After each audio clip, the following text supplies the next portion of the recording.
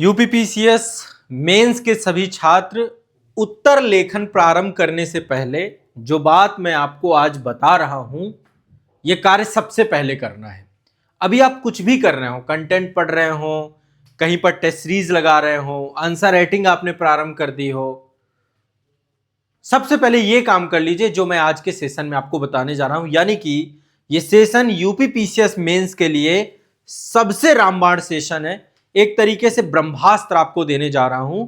यदि आपने जो भी चीजें मैं आपको बताऊंगा उनका 100% अनुपालन कर लिया तो अभी भी समय है कि आप कम समय में मेंस के पूरे सिलेबस को रिवाइज कर पाएंगे। आप एग्जाम के कंप्लीट पैटर्न को समझ पाएंगे। आप देखिए, अभी देखो कई स्टेज में आप लोग होंगे। कुछ बच्चे ऐसे होंगे कि प्रीलिम्स का रिजल्ट आया, आने के बाद अब मेंस की चिंता है क्योंकि सब्जेक्ट ज्यादा बढ़ चुके हैं। यहाँ पर पेपर 5 है, पेपर 6 है, पेपर 4 है, पेपर 3 है, पेपर 2 है, पेपर 1 है। तो ओवरऑल सिलेबस वास्ट है, नो डाउट, बहुत बड़ा सिलेबस है, ठीक है। लेकिन अभी भी ये एग्जाम क्रैक हो जाएगा, आपका मेंस क्रैक हो जाएगा। दूसरी चीज अभी भी हो जाएगा, ठीक है।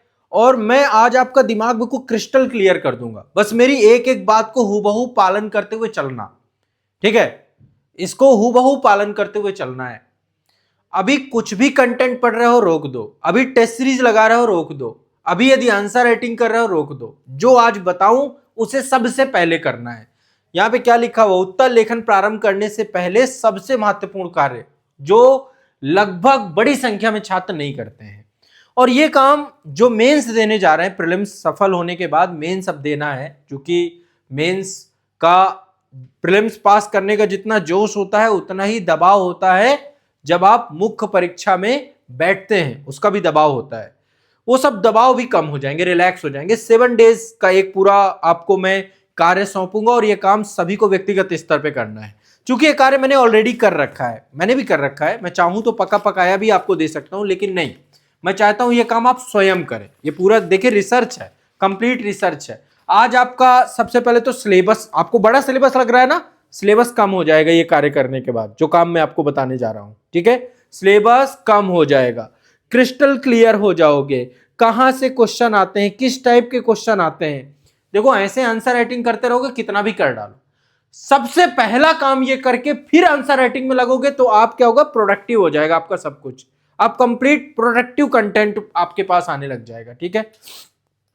तो चलिए शुभारंभ करते हैं एक एक बात। और मन में कोई डाउट और दुविधा नहीं रखनी है, मैं आपके लिए हमेशा उपलब्ध हूं। आप लोग संस्थान को कॉल कर सकते हैं यदि आपको कोई डाउट दिक्कत आती है। मैं आपको संस्थान का कॉन्टेक्ट नंबर भी दे दूंगा। आप यदि व्यक्तिगत तौर पे आपका प्रीलिम्स क्वालिफाई हुआ है और आप आना चाहते हैं तो मुझे प्रयागराज में मिल भी सकते हैं। प्रयागराज में अभी मैं हूं, यहाँ पे प्रयागराज में हमारा सेंटर है, यहाँ पे आकर के मिल सकते हैं। कोई फीस चार्जेज ये सब दिमाग से हटा करके, ठीक है। आप एक बार कॉल करके अपॉइंटमेंट लेंगे, मैं नंबर अभी आपको दे दूंगा। और यदि आप गूगल मीट के माध्यम से जुड़ना चाहते हैं तो वो भी विकल्प मैंने आपको दे रखा है कि गूगल मीट से भी जुड़ सकते हैं। बट आप दुविधा खत्म करके अब मुख्य परीक्षा की तैयारी को बेहतर बनाइए, ठीक है। चलिए क्या करना है, देखो हो सकता है कुछ लोगों ने कर लिया हो, क्योंकि मैं ये चीज लगातार बताता आया हूं हमेशा, और आज जो है ये चीज मैं आपको अगेन बताने जा रहा हूं, ठीक है। तो यूपीपीसीएस मेंस एग्जाम में उत्तर लेखन से पहले क्या कार्य करना है और क्यों करना है, क्योंकि आपके जितने भी डर हैं, किसका डर, मुख्य परीक्षा का डर, उसे खत्म करना है। मुख्य परीक्षा का डर हमें खत्म करना है। डर किस किस बात का होता है, सबसे पहले विषय वस्तु बहुत बड़ी है, कंटेंट बहुत बड़ी है और समझ ही नहीं आएगा आपको, क्या पढ़ूं क्या छोड़ूं, समझ ही नहीं आएगा।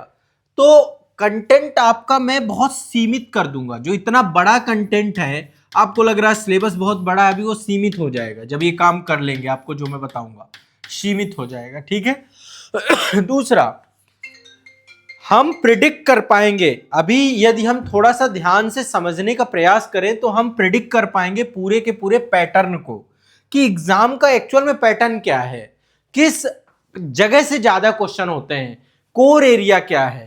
तो हम एक पैटर्न समझ पाएंगे। बिना पैटर्न के आप तैयारी करेंगे तो कोई मतलब है नहीं इसका, है ना। हम एक निश्चित पैटर्न समझ पाएंगे, हमारा एक निश्चित पैटर्न बन जाएगा, ठीक है। ये सब करके 7 डेज मुझे देने, केवल 7 दिन आपको देने, 7 डेज आपको देने, 7 दिन, ठीक है। 7 दिन का टाइम लग जाएगा जो काम मैं दूंगा। अच्छा, ये पका पकाया भी मिल सकता है। आप लोग कह रहे सर क्या इतनी मेहनत करवा रहे हैं आप, हमें पका पकाया दे दीजिए, नहीं दूंगा। ये काम जब आप खुद करेंगे इस लेवल का रिसर्च, तब आपको इसका भरोसा विश्वास ज्यादा जगेगा। आप किसी के भी काम को, किसी की भी मेहनत को खुद ले लेंगे, उससे आपको फायदा नहीं होगा। मैं आपको गाइड करूंगा स्टेप बाय स्टेप, ये कर रहे हैं तो इसमें यदि कोई दिक्कत आ रही तो मैं गाइड कर दूंगा। ये सब मैंने कर रखा है ऑलरेडी, और ये केवल यूपीपीसीएस का ये मैंने किया है, ऐसे ही मैंने आईएएस में किया, हर एक एग्जाम पे किया, जितने एग्जाम के बच्चों को मैं पढ़ाता हूं, ठीक है। क्योंकि एक टीचर हमेशा जब भी पढ़ाता है ना, तो वो एक रिसर्च के साथ पढ़ाता है, तो मैंने रिसर्च ऑलरेडी कर रखी है। अब इसके लिए मुझे सबसे पहली जरूरत पड़ेगी कि आपके पास यूपीपीसीएस मेंस का प्रीवियस ईयर क्वेश्चन होने चाहिए। मेंस का प्रीवियस ईयर क्वेश्चन होने चाहिए, प्रश्न होने चाहिए। पहला तो मुझे आपसे ये चाहिए कि प्रीवियस ईयर प्रश्न चाहिए मुझे आपसे। क्या चाहिए? प्रीवियस ईयर मेंस के प्रश्न चाहिए। कितने साल की चाहिए? 2018 से मेंस लिखित हुआ था और 2024 तक आपका गया है अभी तक। अब 25 आप बैठ रहे हैं, यदि आप 26 में देंगे तो फिर जब 25 का हो जाए तो 25 को इंक्लूड कर लीजिएगा।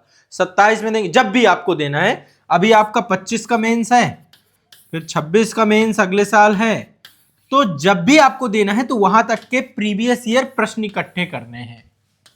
कहां से कर सकते हैं? आयोग की वेबसाइट में भी मिल जाएंगे, वेबसाइट में भी मिल जाएंगे। अनसॉल्व्ड पेपर, मार्केट में चले जाइए, बहुत सारे अनसॉल्व्ड पेपर हैं, सॉल्व्ड पेपर भी आते हैं। घटना चक्र का आता है, यूथ का आता है, दिशा पब्लिकेशन का आता है, जिसका आपको समझ में आए, ठीक है। जैसे एक एग्जांपल के तौर पे ये संभवतः है घटना चक्र के। घटना चक्र मल्टीपल वॉल्यूम पे आते हैं, ये वॉल्यूम बने हुए हैं, 6 वॉल्यूम पे आते हैं अलग अलग। और ये दिशा पब्लिकेशन का है, ठीक है। अभी लेटेस्ट आया हुआ है, ये भी अच्छा है। कोई भी ले लो, यूथ का ले लो, या फिर वो एक अनसॉल्व्ड पेपर भी आता है ना, येलो कलर की बुकलेट छोटी सी रहती है, उसमें मतलब हमें चाहिए प्रश्न, ठीक है। सॉल्व लो, अनसॉल्व लो, अभी पढ़ना नहीं है, पढ़ना मना है, मैं पढ़ने के लिए रोक रहा हूं। पहले ये काम करना है जो काम मैं आपको बता रहा हूं। आपको पहले चरण में करना ही ये रिसर्च, ये मेहनत, ये रिसर्च, ये काम, ये सब कुछ आपको पहले स्टेज में करना है। शुरुआत ही यहीं से करनी है, शुरू यहीं से करना है, शुरुआत यहीं से करनी है, आगाज यहीं से करनी है, यहीं से आरंभ करना है, सब कुछ यहीं से करना है। क्या करेंगे इसमें? देखिए 2000 पहली बात तो ऐसे अलग अलग पेजेस बना लीजिएगा सब्जेक्ट वाइज। सब्जेक्ट वाइज अलग अलग है। जैसे देखिए ये है आपका अंतर्राष्ट्रीय संबंध है, ये भारतीय शासन है ना, भूगोल है, ये भूगोल को भी अलग अलग बांट लीजिएगा, भौतिक भूगोल अलग कर लीजिएगा। तो सबसे पहले सब्जेक्ट वाइज ये व्हाइट पेज बना लीजिएगा, ठीक है। और एक एक साथ मतलब 2-2, 3-3, 4-4 पेज आपको लग सकते हैं, ठीक है। ऐसे देख रहे हैं ना, इसमें 3 पेज हैं, 4 पेज हैं। तो हमें सबसे पहला काम करना है कि हमें जितने भी विषय हैं मेंस में, मुख्य परीक्षा के विषय, पहला स्टेज एक एक करके बता रहा हूं, देखो इतना बढ़िया से कोई नहीं बताएगा। मुख्य परीक्षा के जितने भी विषय हैं, मुख्य परीक्षा के विषय हैं, ठीक है। मुख्य परीक्षा के जितने भी विषय हैं, उन विषयों को आप क्या करेंगे, अलग अलग A4 साइज पेपर जो आपका है, A4 साइज पेपर जो आपका है, A4 साइज पेपर में आप क्या करेंगे, बना लेंगे, ठीक है। अलग अलग विषय हैं, इतिहास को बांट लेंगे, अलग अलग ही बनाएंगे। इतिहास में भी प्राचीन का अलग बनाएंगे, ये काम पहले कर लीजिए, ठीक है। अभी जाइए व्हाइट पेपर लीजिए, जाइए भाई, अभी तुरंत। व्हाइट पेपर नहीं है तो ले लीजिए, वीडियो को पॉज करिए, व्हाइट पेपर इकट्ठे कर लीजिए सारे, ठीक है। इकट्ठे करिए और अगला काम करिए कि सब्जेक्ट वाइज कितने पेज बनाना है। मैं यहाँ पे सब्जेक्ट लिख रहा हूं अलग अलग, ठीक है। पहला बनाना है प्राचीन भारत, प्राचीन भारत पहला बनाना है, ठीक है। दूसरा बनाना है, दूसरा पेज बनाना है, एक ही पेज में नहीं बनाना, अलग अलग। ये प्राचीन भारत हो गया, ये हो गया मध्यकालीन भारत, ये हो गया आधुनिक भारत, ये हो गया, अलग अलग पेजेस हैं सारे के सारे, ठीक है। अलग अलग पेजेस बनाने हैं। देखो इतने सारे पेजेस मैंने अलग अलग बनाए हैं ना, सब अलग अलग बनाने हैं आपको, ठीक है। दूसरा हो गया मध्यकालीन भारत, मध्यकालीन भारत। तीसरा हो गया प्राचीन भारत, मध्यकालीन भारत। तीसरा हो गया आधुनिक भारत, आधुनिक भारत। बनाते जाओ फास्ट फास्ट। फिर है आजादी के बाद भारत, आजादी के बाद भारत, ठीक है। फिर इसके बाद विश्व इतिहास, विश्व इतिहास। जल्दी जल्दी बनाते चले जाओ आप। कला एवं संस्कृति, कला एवं संस्कृति।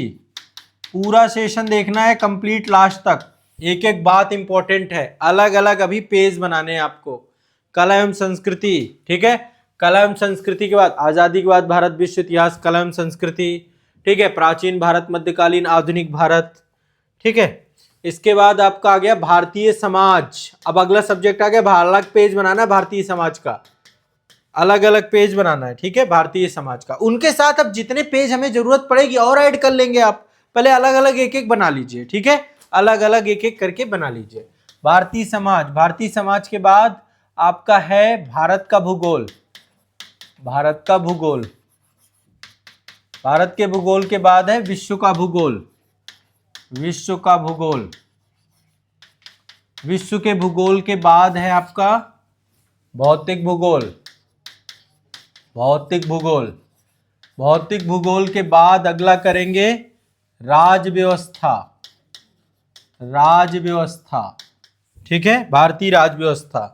ऐड कर लीजिए अगला शासन व्यवस्था, गवर्नेंस। से सारे आपके सिलेबस के हिस्से हैं, जिसको सिलेबस नहीं पता होगा शायद वो कंफ्यूज्ड हो। इसके बाद है सामाजिक न्याय, सामाजिक न्याय, ये सब सब्जेक्ट हैं आपके। फिर इसके बाद है अंतर्राष्ट्रीय संबंध, मैं इसको शॉर्टकट में लिख रहा हूं, आप पेज में अंतर्राष्ट्रीय संबंध लिखिएगा, IR, ठीक है, इंटरनेशनल रिलेशन। फिर इसके जस्ट बगल में कौन सा है, आगे है इंडियन इकोनॉमी, भारतीय अर्थव्यवस्था। मैं पेपर वाइज आगे बढ़ रहा हूं, भारतीय पेपर 3 में आता है आपका अर्थव्यवस्था। इसके बाद है विज्ञान एवं प्रौद्योगिकी, साइंस एंड टेक, विज्ञान एवं प्रौद्योगिकी, साइंस एंड टेक। फिर इसके बाद है आपका इसके बाद है इंटरनल सिक्योरिटी है आपका, जिसको हम बोलते हैं आंतरिक सुरक्षा, आंतरिक सुरक्षा, इंटरनल सिक्योरिटी, ठीक है, आंतरिक सुरक्षा। फिर इसके बाद और ऐड कर लेते हैं आंतरिक सुरक्षा। आंतरिक सुरक्षा के बाद है आपका आंतरिक सुरक्षा। आंतरिक सुरक्षा के बाद है नीति शास्त्र, नीति शास्त्र। एक सब्जेक्ट शायद रह गया बीच में, आपदा प्रबंधन, आपदा प्रबंधन। आपदा प्रबंधन पर्यावरण के साथ है, आपदा प्रबंधन, प्रबंधन, ठीक है। फिर इसके बाद उत्तर प्रदेश का पेपर 5, यूपी का पेपर 5 और यूपी का पेपर 6, यूपी का पेपर 5 और यूपी का पेपर 6।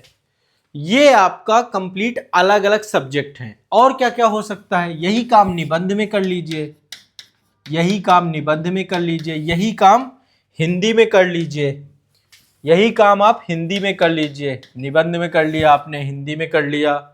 और क्या क्या करना है आपको, निबंध हो गया, हिंदी हो गया, और क्या क्या काम हो गया, लगभग ऑलमोस्ट सब्जेक्ट कंप्लीट हो गए, ऑलमोस्ट कंप्लीट हो गए बस। हाँ, सब्जेक्ट कंप्लीट हो गए। यदि कोई सब्जेक्ट रह गया हो मुझसे तो उसे और ऐड कर लेना। ऐसे करके अलग अलग आपने पेपर बना लिए, ठीक है, क्लियर है। अब इसमें कोई दुविधा नहीं है, बना लिए सभी ने अलग अलग एक पेपर। इसका जितने सब्जेक्ट बताए सबने अलग अलग बना लिया। एक बार कमेंट करके जो बताइएगा कि हाँ बना लिया सबने, ठीक है, कर लिया, ठीक है। चलो अब उठाइए प्रीवियस ईयर की बुक, कोई भी बुक उठा लीजिए, चाहे आप घटना चक्र उठा लीजिए। अच्छा, ये दिशा वाली हिंदी इंग्लिश दोनों में आती है, ये आपकी इंग्लिश में हिंदी में है ये वाली, और ये इंग्लिश में, ठीक है, दोनों लैंग्वेज में। तो जो दोनों में से जो भी मीडियम आपका हो आप यूज कर सकते हैं, जो भी मतलब। अब चलते हैं इसमें कैसे आपको जो है एनालिसिस करना है। हम पहला काम करेंगे पैटर्न एनालिसिस। हम पूरे सिलेबस को समझते हैं और पैटर्न समझने का प्रयास करते हैं।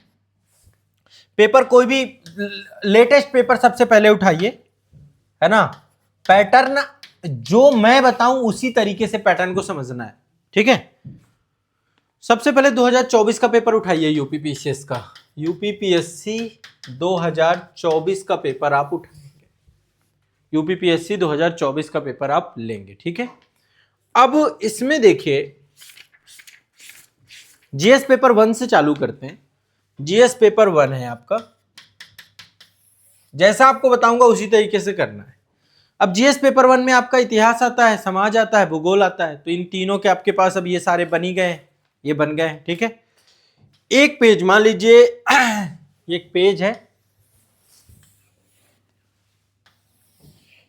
ठीक है, इसमें लिखा है प्राचीन, ठीक है, प्राचीन भारत का इतिहास। पहला क्वेश्चन है, पहले ही क्वेश्चन पे चलते हैं। पहला क्वेश्चन पूछ रहा है 2024 में, प्राचीन भारतीय इतिहास के अध्ययन के लिए साहित्यिक स्रोत का परिचय दीजिए, ठीक है। अब ये वाला क्वेश्चन आपने पढ़ा, इस क्वेश्चन में टॉपिक क्या निकल के आया, साहित्यिक स्रोत, क्या निकल के आया, साहित्यिक स्रोत, ठीक है।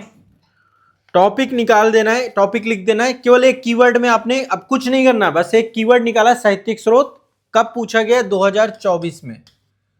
2024 में क्या पूछा गया, प्राचीन भारत के संदर्भ में, यहां पे प्राचीन भारत लिख सकते हैं, प्राचीन भारत के संदर्भ में एक टॉपिक ये निकला 2024। एक पेज में आपको 2 या 3 ही लिखना है टॉपिक, एक पेज में 2 या 3, इसके बाद जगह छोड़ दीजिए आप, अगला यहां से लिखेंगे आप, अगला 2 या 3, तीसरा यहीं पे ऐड कर सकते हैं। मतलब देखिए आप, मैंने जो बनाया है ये एक पेज में 3 है, इतना डिस्टेंस रखा है, एक यहां होगा, एक यहां है, आपका एक यहां पे दिख रहा है, एक यहां पे दिख रहा है और एक यहां पे दिख रहा है, डिस्टेंस दिख रहा है तीनों के बीच में, तो आपको एक डिस्टेंस भी रखना है। दूसरा है आपका, स्वतंत्रता के तुरंत बाद भारत के समक्ष चुनौतियों का लेखा जोखा करिए। ये टॉपिक है आजादी के बाद भारत में। अब आप चले गए अगले पेज में, इसलिए कह रहा हूं पेज एक साथ पहले बना के रख लेना है ताकि टाइम न लगे बार बार फिर आप। अब अगला क्वेश्चन चले गए आजादी के बाद भारत, ये आपका है आजादी के बाद भारत, ये वाला पेज हटा के रख दीजिए। अगला क्वेश्चन जिस तरीके से आते जाएं, आपके क्वेश्चन जैसे आपके आते चले जाएं, है ना। ये इंडियन पोस्ट इंडिपेंडेंस को मैं आईपीआई लिख देता हूं, ठीक है, आईपीआई लिख देता हूं।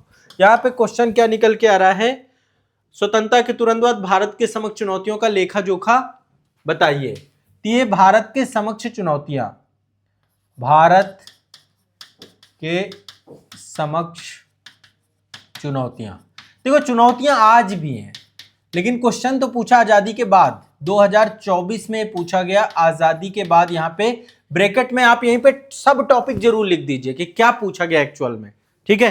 फिर आगे बढ़ जाइए, ये इंडियन पोस्ट इंडिपेंडेंस का क्वेश्चन हो गया। अगले क्वेश्चन पे चलते हैं, नेपोलियन क्रांति पुत्र था, ये विश्व इतिहास का टॉपिक है, नेपोलियन क्रांति पुत्र था, विश्व इतिहास, विश्व इतिहास मैंने विश्व इतिहास में पढ़ाया है, ये सब कुछ, ये सब कुछ पढ़ाया है मैंने आपको आपके मास्टर कोर्स में। यूपीपीसीएस का जो मास्टर कोर्स है वहां पे हर चीज हमने पढ़ाई है। तो यहाँ पे आपको टॉपिक है नेपोलियन या नेपोलियन को टॉपिक मत बनाइए, फ्रांस की क्रांति है टॉपिक आपका, फ्रांस की क्रांति से जुड़ा था ना ये, फ्रांस की क्रांति, फ्रांस की क्रांति, ठीक है। उसमें सब टॉपिक है आपका नेपोलियन। 2024 में क्वेश्चन पूछा गया, नेपोलियन से पूछा गया, नेपोलियन से पूछा गया, बस इतना लिखना है। ये काम आप अब सीक्वेंस बाय सीक्वेंस करते जाएंगे। जैसे अगला क्वेश्चन भारतीय समाज से, देखो क्वेश्चन तो रैंडम ही मिलेंगे आपको, जहां से मिले उसके पेज में चला जाना है। समाज से क्वेश्चन है, भारतीय समाज से क्या है, भारत पर वैश्वीकरण के प्रभावों की चर्चा कीजिए।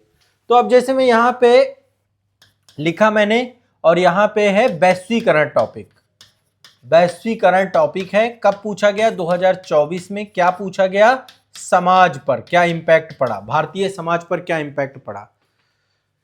एक ये हो गया, दूसरा यहां डाल दो, 2 डाल दो। अब जैसे मैंने, अब मैं उदाहरण के तौर पे दिखाता हूं, मैंने एक, अब इस तरीके सब्जेक्ट वाइज आगे बढ़ते जाना है जीएस के। मैंने अभी हिस्ट्री में ये आपको जो एग्जांपल दिखा रहा हूं, ये मेरा खुद का किया हुआ कार्य है, और पीसीएस के लिए मैंने मतलब बहुत काम किया। मैं जो भी चीज आपको बता रहा हूं ना, इथिक्स में देखिए, ये नीति शास्त्र का किया है मैंने, मूल्य मैंने हर सब्जेक्ट का कर रखा है, मैं नीति शास्त्र का आपको कहां में दिखा रहा हूं। मूल्य, मूल्य क्या है, 2018 में पूछे गए, 2 बार पूछा गया, इसको 2 बार क्वेश्चन आया है।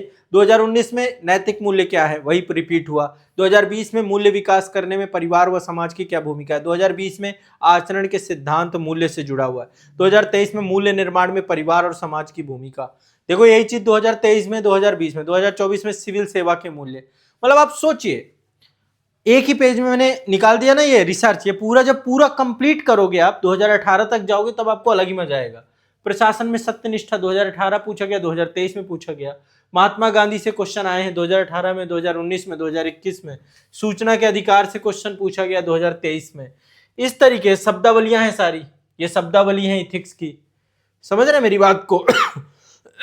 पेपर का टॉपिक और उसका सब टॉपिक कीवर्ड में लिखना है, कीवर्ड में लिखना है। देखिए सार्वभौमिक धर्म से पूछा गया, कार्ल मार्क्स से पूछा गया, निष्काम कर्मयोग से पूछा गया, कांट से पूछा गया, है ना, ये सब क्वेश्चन पूछे गए हैं आपके।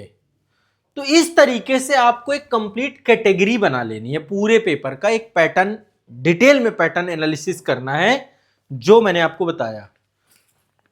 इस तरीके से आपके पास क्या होगा, जब आप पूरे पेपर कर डालोगे 2024 से, 7 दिन का टाइम मैं इसीलिए दे रहा हूं, 7 डेज तो लग ही जाएंगे। मैं आपको ब्रह्मास्त्र सौंप रहा हूं, अब आप इसका उपयोग करिए, आपके ऊपर है, ठीक है। 2024 से 2018 जैसे ही आप इसको क्लियर करेंगे आपको आनंद आ जाएगा, मजा आ जाएगा। आपके पास एक स्पष्ट टॉपिक क्लियर हो जाएंगे, सब टॉपिक। अब देखो ज्योग्राफी में बस इतने टॉपिक हैं पूरे ज्योग्राफी में।